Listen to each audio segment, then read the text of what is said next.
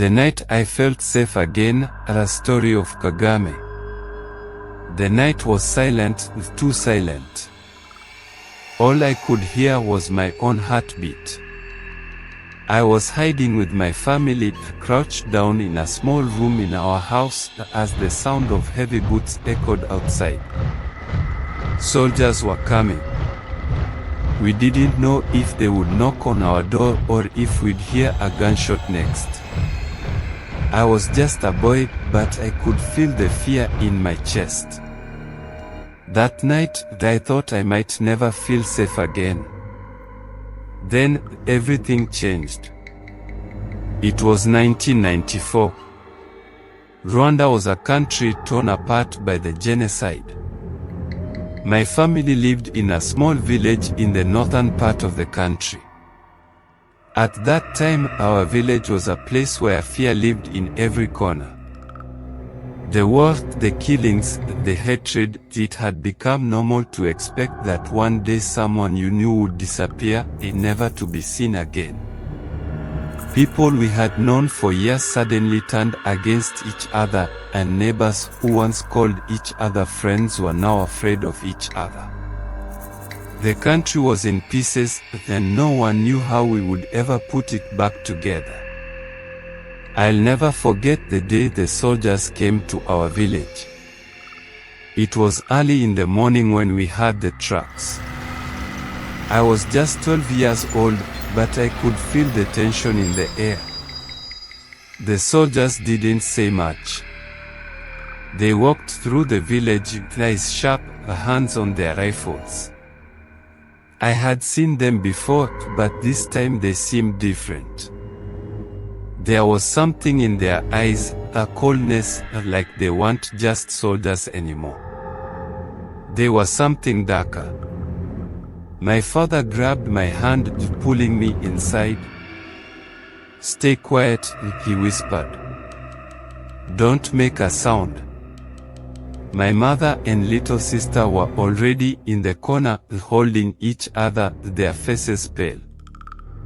I could hear the soldiers talking outside, asking questions, looking for anyone who might be a threat to the government. I didn't understand much back then, but I knew something bad was happening. People were disappearing, and no one seemed safe. That day, my father didn't come home. He was taken by the soldiers. They said he was needed for questioning. But everyone knew that when someone was taken for questioning, it didn't always mean they would return. My mother tried to be strong, but I could see the fear in her eyes. We didn't know what was happening, but we all felt it. Our village, once peaceful, was changing. It felt like we were being swallowed by darkness. Days passed, and the fear in our village only grew. People stopped speaking openly. People stopped looking each other in the eye. Every knock on the door, every passing truck made us jump. But then, something unexpected happened.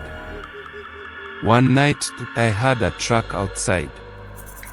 I wasn't sure if it was more soldiers or something worse. But then, I heard a voice, a calm, strong voice. I looked out the window, and there, standing in the middle of the road, was a man I had only heard of in stories. It was President Paul Kagame. I didn't understand what he was doing in our village at first. I didn't know how he got there or why. But when he spoke, it felt like the world had stopped. The soldiers who had been standing in the street immediately stepped aside, their eyes down. Kagame walked through them without hesitation. He didn't seem scared. He didn't seem nervous.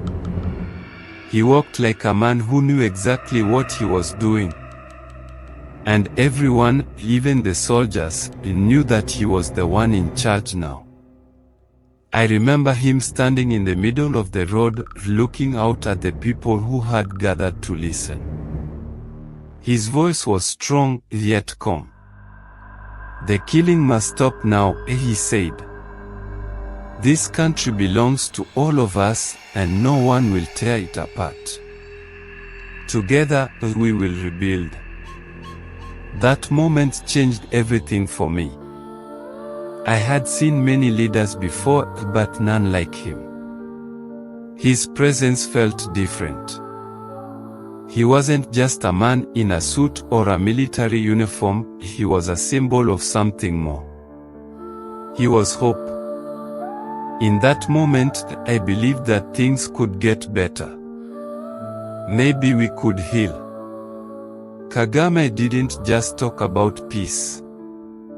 He didn't just make promises. He showed us what it meant to be strong, to be brave, and to care for your country. The soldiers who had once walked through our village with guns and anger now listened to him. And for the first time in years, I saw people smiling again. It was small, but it was real.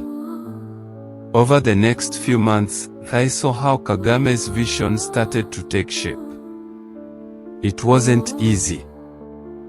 There were still soldiers, there were still fears, but he kept pushing forward. He worked with people from every part of the country, from every tribe, to rebuild Rwanda. He didn't care about the past, he cared about the future. He worked hard to make sure that no one was left behind. People started to trust again. Slowly, things began to change. The roads started to be repaired. Schools began to open. And most importantly, people began to talk to each other again. But the most important change was in the way people started to feel.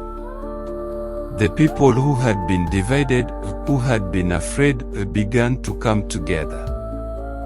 They saw Kagame's strength and courage, and they saw that it was possible to move past the pain. It was possible to forgive, to build, to heal. As I grew older, I understood more about what had happened. I understood why President Kagame had come to our village that night. It wasn't just because he was the leader of the country, it was because he cared. He understood the pain of the people. He understood what we had lost, and he knew that the only way to move forward was together. Today, Rwanda is not perfect, but it is a country that has healed, a country that is stronger because of the man who stood up when we thought no one would. And every time I hear someone call him a hero, I think back to that night, the night when he came to our village, and we finally felt safe again. I'll always remember that moment. It was the moment when I realized that hope wasn't just a dream, it was real, and it was possible. And it was President Kagame who showed us that.